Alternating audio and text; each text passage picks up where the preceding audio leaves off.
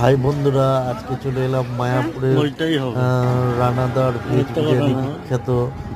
হ্যাঁ, রানাদার দোকানে ঢুকছি আমরা।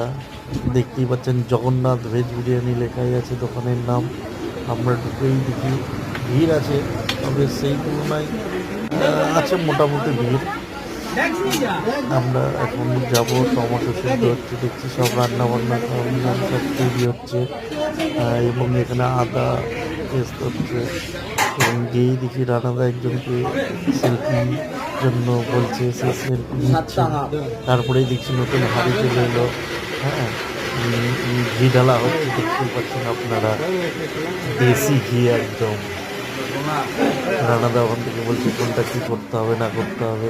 এই খুলে গেল বিরিয়ানির হাঁড়ি এবং ঘি চলল। আমরা বসে পড়লাম।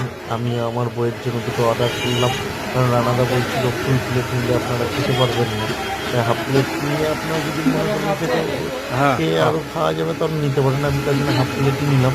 কিন্তু দুঃখের বিষয় আজকে ছোঁয়া চাপটা হয়নি, নাকি যিনি করেন তিনি কাজে আসেননি আজকে। বউ তো বিরিয়ানি পেলে আর কিছু চাই না, ওই দেখেন খেতে শুরু করে দিচ্ছে। হ্যাঁ, এবার আমি কি করি, আমিও শুরু করলাম। রানাদা আমার পাশেই দাঁড়িয়েছিল। হ্যাঁ, রানাদা আমি খেলাম, খুব সুন্দর লাগলো। আপনারাও চলে আসবেন।